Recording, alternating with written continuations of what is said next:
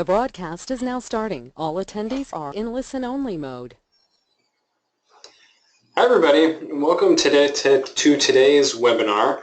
My name is Robert Blanco. I'm an associate attorney here at Wolfstorff Rosenthal in the Santa Monica office. This is part one of our two-part webinar series on immigration options for investors and entrepreneurs.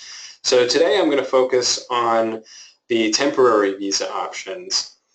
But I'd encourage you to all attend the part two, which will be next week, where we'll discuss green card options for investors and entrepreneurs. So next week we'll have another part two, and it'll be at the same time, 12:30 on Thursday. So let's jump into the non-immigrant visa options today. So I'm going to start with the B1 visitor visa. Now, visitor visas come in two varieties. We have the B1 visitor visa for business, and we have the B2 visa for tourism. Now, neither the B1 nor the B2 allows for a foreign national to work, except in pretty specific circumstances. But we often use the B1 visitor visa for investors and entrepreneurs who need to come to the U.S. in preparation for their investment. So the B1 is kind of a nice starting point. It allows for usually 6 months of stay in the U.S. for the purpose of attending business meetings, performing due diligence, signing contracts, corporate formation, any of the necessary tasks that an investor or an entrepreneur would need to do as they are preparing to make an investment and start a business in the U.S. So we often build the B1 visa application into our overall strategy for the entrepreneur who's maybe not ready to invest yet, but nevertheless needs to travel to the U.S. to prepare. It's pretty common for most investors to need to come and do their due diligence, meet with business partners, scope out the landscape, and this allows them to do that. In fact, there's a specific section of the Foreign Affairs Manual, or the FAM, which provides for B1 visitors to enter as a prospective investor. Now, when applying for the B1 and entering with the B1, it's still important to carry with you all of the evidence of the activities that would be in the U.S. So we want an itinerary of business meetings, we want trade show badges, or a documentation of what you're coming to do. If you're really serious about investing, we want to show a business plan or other meetings with your business partners or accountants or things like that.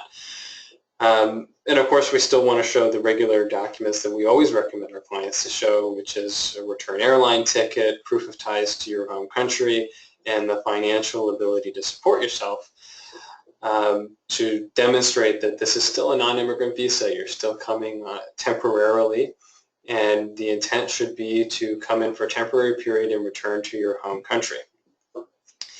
Now, it's important to remember that for a B1 visa, productive employment is not authorized. So we'll go into that in the next slide, but if you're coming to work, that's not the appropriate use of the B1. There's only a narrow circumstance where that's okay. Okay, so let's go into specifically what qualifies for work and what doesn't. It's sometimes hard to determine where an activity crosses the line between an acceptable or permissible activity of a B1 and when it crosses over to work, where someone would need a work visa. So I have some examples here on the slide, but basically if you're actively performing tasks for a business on a daily basis, then it's probably going to be considered work, which would require a work visa. So we have, if you're investing in the stock market, you can invest in the stock market and have your money in investments. But if you're sitting at a computer every day being a day trader, and you spend 8 hours a day on the computer making trades, doing research, you're probably working. It's probably no longer permissible on the B1. Another example is purchasing a business. So investor wants to purchase a business. If they just want to invest in a business and have some ownership in it, that's fine. But if they're going to be at the business every day running it and operating it and managing the employees, they need a work visa for that. So, these are often pretty fact specific, but these are kind of what you need to think about. Something I also often hear is well, don't worry, I'm not being paid, so I'm not working for it. Right now, I'm not paid for what I'm doing, so it's not work. That's not necessarily the case. As the analysis is whether you are actually performing productive employment, whether or not you're necessarily earning a salary or not. So it requires a bit of a common sense analysis. Here's some more examples of passive employment, or passive investment, excuse me. The line blurs a little bit, and it really depends on the specific facts of your situation. But again, take a common sense approach to whether this is, whether your activities should be considered work and need a work visa or not. The other thing to consider too is that the more frequent trips you have to the U.S., the more likely it is that the CBP officer at the border will start to ask you more probing questions about the purpose of your entries. So, you want to be able to,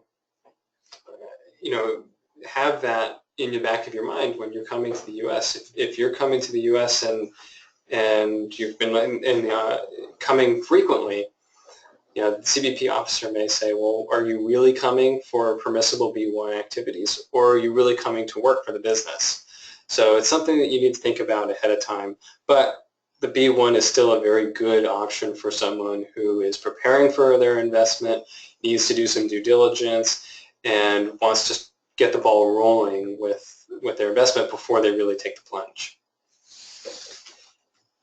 So let's start with the first work visa that we're going to cover today. These are the E1 and the E2 treaty visas. Now, the E1 is called a treaty trader visa, which is based on substantial trade between the U.S. and a treaty country.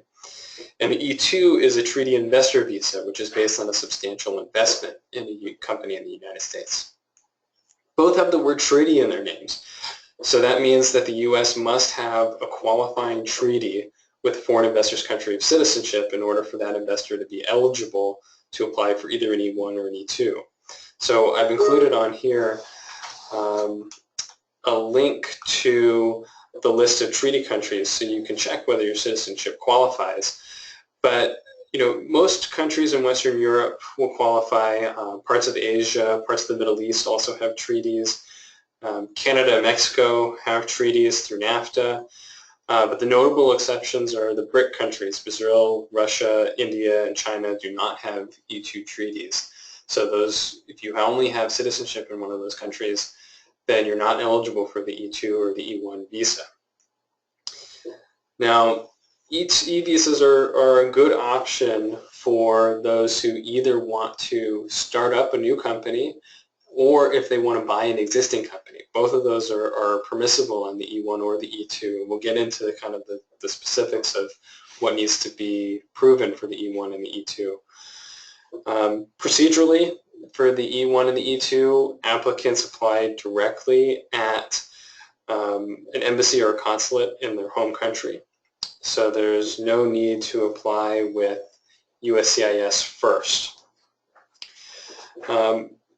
Also, because these visas are based on treaties, the maximum validity period for an e-visa can range from either a year or even just a few months to up to 5 years, depending on your country of nationality. So it's important to look at what's called the reciprocity schedule to see what the maximum validity period is for an E1 or an E2 based on your country of citizenship. Even then, the consular officer who's adjudicating the case can decide to approve the case for less than the maximum validity period.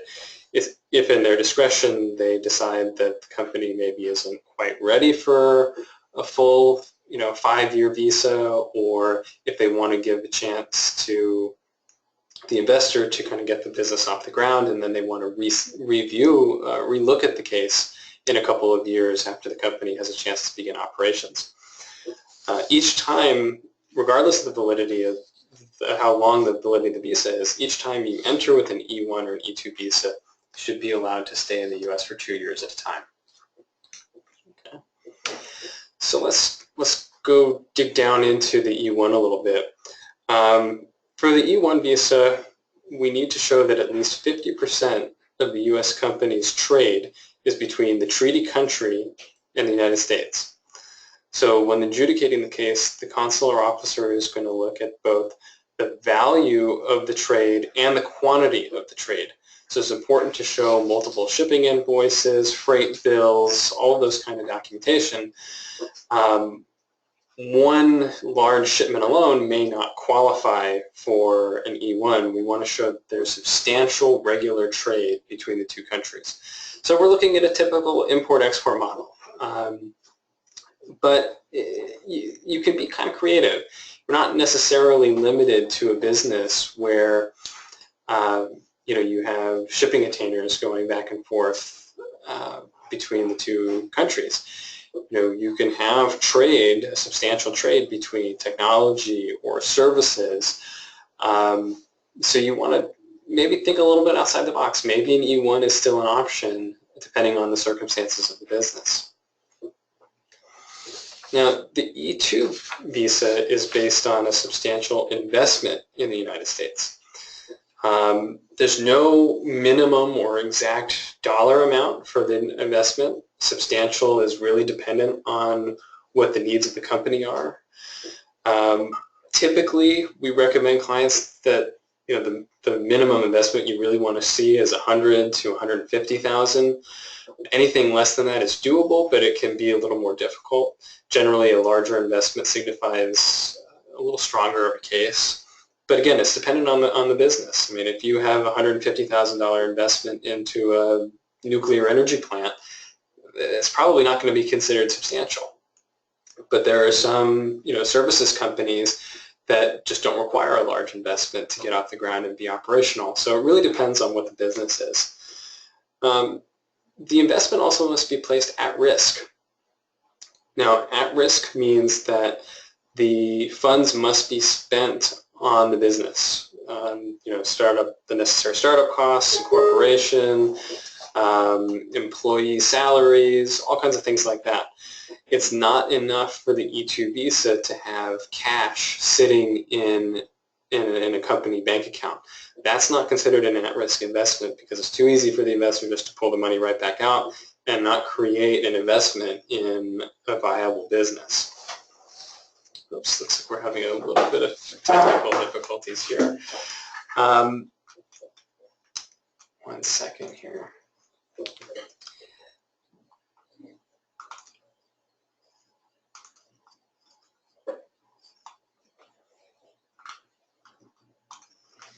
Okay, I think we're back to normal here. One of the things that's most important when applying for an E2 is that there are substantial documentation to show not only the investment, but the viability of the business. So when a consular officer is reviewing the case, they want to make sure that this business has the chance to succeed, to be a strong operating business that can hire U.S. workers and stimulate the U.S. economy at the very basic level. So the E2 investor needs to be able to show this. We need to show a business plan. We need to show financial projections, especially for a startup business. If it's an existing business, we want to show tax returns, financial statements, proof that the business is operational and that it's viable so that the immigration officer has a comfort level in approving the visa application, issuing the visa for this business. Okay. So the next we'll go on to O1 visas, and I just want to mention this briefly. Clients I often hear refer to this as the artist visa or the actor's visa, and it is very typically used in the entertainment industry for those purposes. But the O1 visa is not limited to that. The O1 visa is for people who can demonstrate that they have extraordinary ability in the arts, science, business, sports. There's a variety of industries that you can qualify. And it's not uncommon for us to find in a business person who has been very successful in their field, who qualifies for an O1 because they can demonstrate that they're at the very top of their field. So now to do this, we have to show that they qualify under 3 of a set of criteria, some of which are listed on the slide here. If you think you may qualify for an O1 for someone of extraordinary ability, I'd encourage you to listen to some of our previous webinars on O1 visas, where we really dig down deep into O1s, both in the entertainment industry and not in the entertainment industry. But this may be an option for those investors or entrepreneurs who are well established, who have a successful career and can point to a lot of evidence and documentation to show that they're really someone of extraordinary ability in their field. Now the O1 visa needs a sponsor. You need a petitioner for this visa. So this only really works if you have an employer who can sponsor you for work in that field.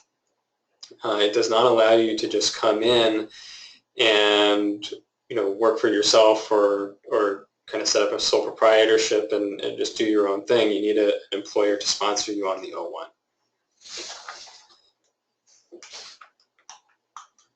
Okay, so the next visa we'll cover is the L1.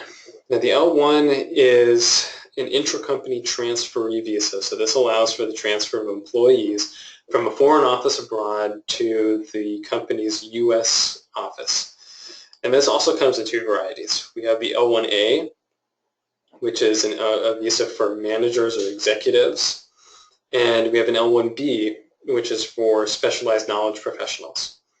Now, unlike the E visas, foreign nationals from any country are eligible, so we don't have any restrictions on that. But there is a maximum amount of time that someone can spend in L1 status. We'll go into that on the bottom of the page there. For an L1A manager or executive, the maximum amount of time is 7 years. For an L1B specialized knowledge professional, the maximum amount of time is 5 years in L1 status. Now, to qualify for an L1, we have to have some basic requirements met. So first, we have to show that there's a qualifying corporate relationship between the U.S. company and the company abroad. So that can either be a parent-subsidiary relationship, where the U.S. company is a wholly owned subsidiary of the foreign company, or we can have an affiliate or a branch office, where we have, the foreign company is just opening a branch office in the U.S., but ultimately we have to show that the 2 offices, the U.S. office and the foreign office, have common ownership and control between them. Now the other thing we have to show is that the employee, the foreign national who's coming over to the United States, is either a manager or someone of specialized knowledge. So for manager, we need to show that they're actually coming to manage employees, typically. The idea is that, if we're going to call you a manager, that you're coming over to manage not only other employees, but usually other managers as well, so lower level managers.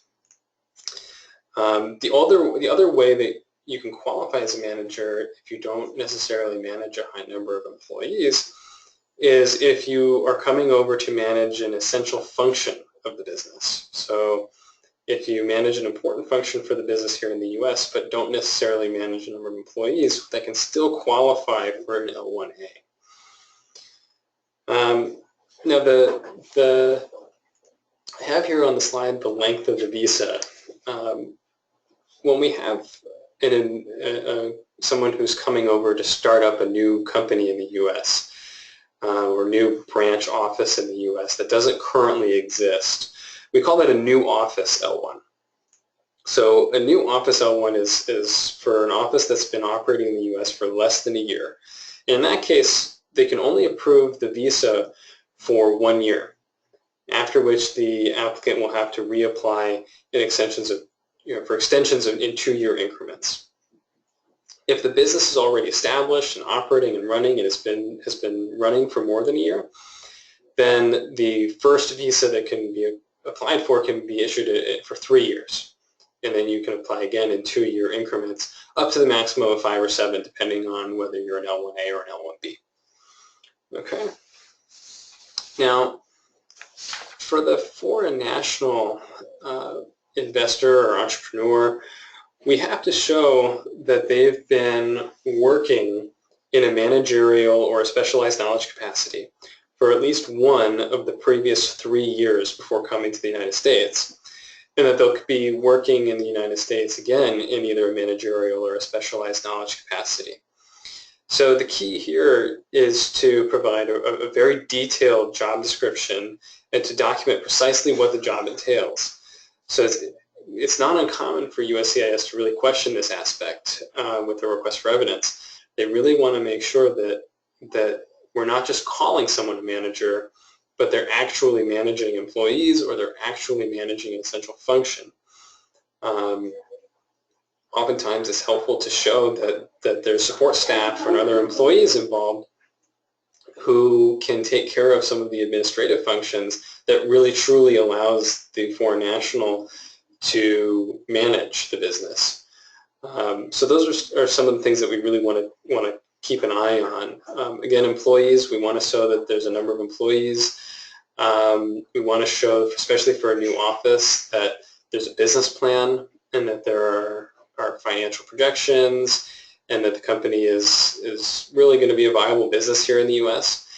and that there's enough capital to show that the company has the financial ability to set up operations and to really operate here. It's not necessarily that we have to show a large investment, but it does play a role in assessing the viability of the business and the viability of the case. So for those without the E2 treaty, but own and operate a successful business abroad, this can be a realistic alternative for someone who wants to expand their current business operations or who wants to invest in the United States but doesn't have the E2 visa available. Okay. So the next visa category I'll cover is the H-1B visa. Now, the H-1B visa for a startup is a little different. The basic rule for the H-1B is that, this is the typical work visa for a U.S. company. Typically, you need an employer to sponsor you for an H-1B visa. But if we structure it correctly, an investor can apply for an H-1B visa through their own company that they own. So first, we need an employer-employee relationship. That's an absolute must for the H-1B visa because there's no self-sponsorship. So how do we do this if the employee is also the owner of the company? Well, we need to separate those to the entity from the employee. So one way we can do that is through an independent board of directors or some other mechanism, which basically creates into that employer-employee relationship and gives the board of directors the authority to control the employment of the foreign national investor and it gives the authority to hire or fire that person. So we need to really carefully draft these. We have to carefully draft an employment contract between the foreign national and the company to really show that the company has the ability and the authority to control the work of the foreign national, despite their ownership in the business. So it's absolutely doable, but it takes a little bit of work, and we have to be really detailed with how we draft these documents to show that the requisite employer-employee relationship exists. Now, other than creating the employer-employee relationship, we still need to meet all of the other requirements of the visa. So when the company is a startup, we want to still show that the business is viable. So again, immigration wants to see that this isn't just a job in name only, but that this company is viable, it has the chance of success, has a chance to be a real operating business, and that the foreign national will actually be coming to work in that specific position.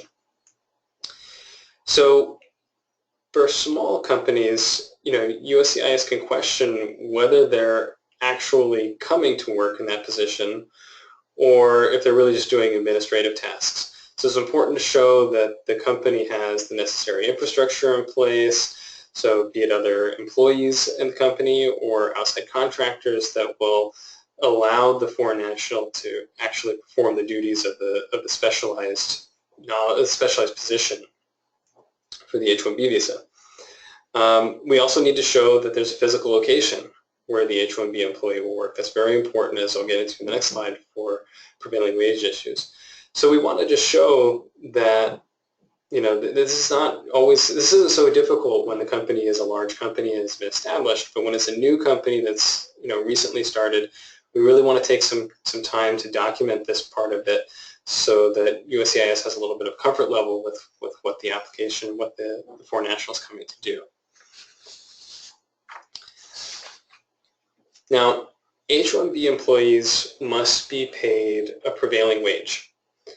So the prevailing wage is the minimum salary that's set by the Department of Labor, and it's based on the position at the company and the geographic location of the position.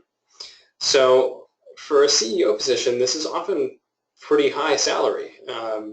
It depends on the geographic location, but it's well into the six figures. Sometimes startup companies don't typically pay high salaries right off the bat. They usually have other incentive options, or they have some sort of profit sharing or stock options or things like that.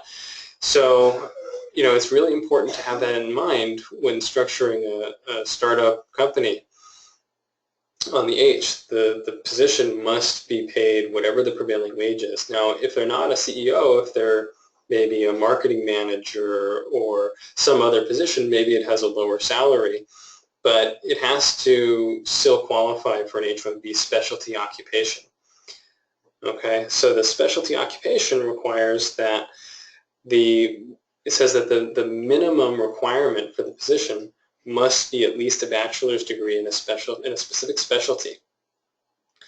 And not only that, but the foreign national has to be qualified for that position based on his or her major studies. So we can't have a CEO who doesn't have a bachelor's degree or has a bachelor's degree in a completely different subject matter, because it won't necessarily qualify them for the CEO position. It's something to consider when structuring this. You still have to have the basic requirements of the H-1B visa met. Other than that, though, this would allow the investor to work for the company that they've invested in, as long as all of these other hurdles are met. So those are based on some of the basic information about the most relevant non-immigrant visa options for investors and entrepreneurs.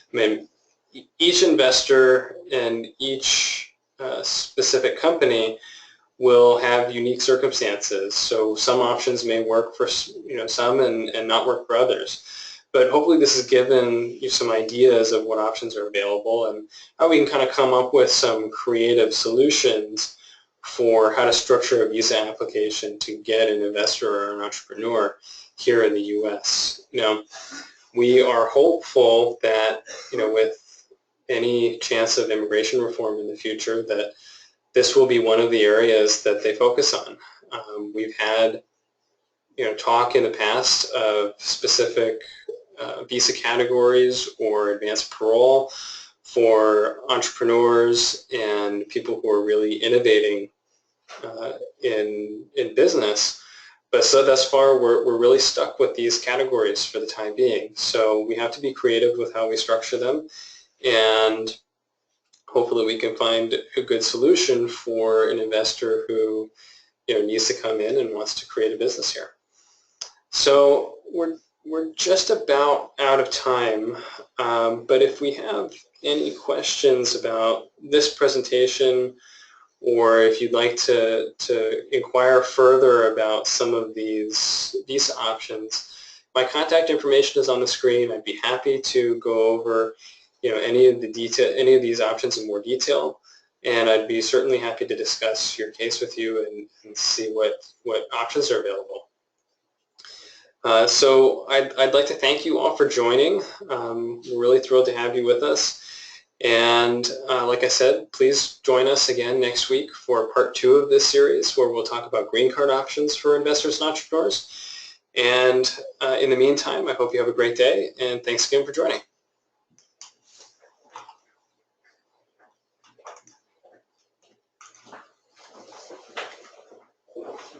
Good job.